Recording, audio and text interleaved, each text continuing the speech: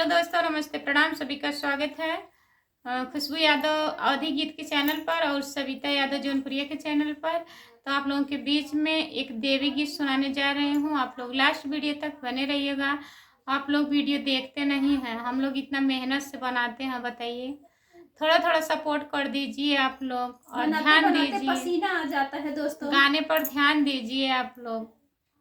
हम लोग का बात सुनते हैं, इधर से सुनते हैं, इधर से निकाल देते हैं। तो थोड़ा सुना करिए और उस पर गौर करा करिए। ठीक है, सुनाने चल रहे हैं, आप लोग सुनिए। जो होगा कमेंट में बताइएगा अच्छा है कि नहीं है। जो गलती होगी उसे बताना।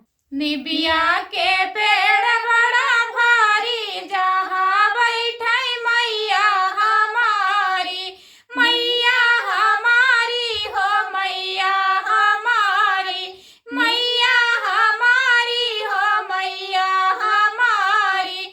निबिया के पेड़ बड़ा भारी, जहाँ बैठे मैया हमारी। ना हमरे मैया के खेती ना बारी, ना हमरे मैया के खेती ना बारी।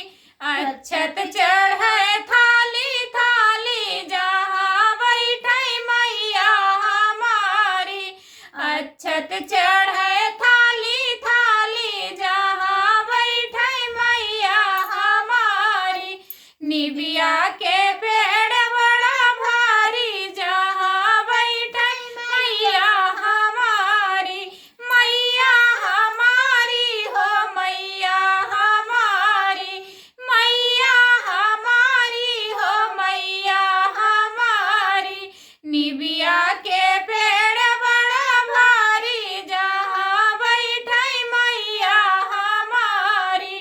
ना हमरे मैया के बाग बगीचा, ना हमरे मैया के बाग बगीचा। फूलवा चढ़े थाली थाली, जहाँ बैठे मैया हमारी।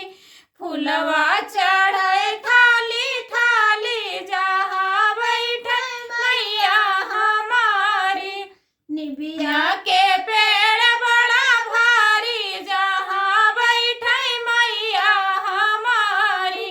मैया हमारी हो, मैया हमारी, मैया हमारी हो, मैया हमारी।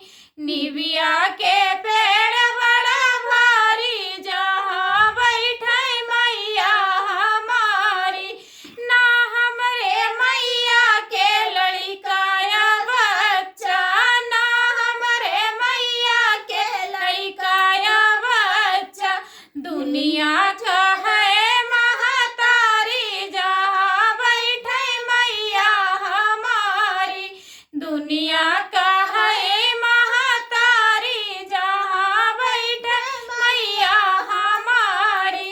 निबिया के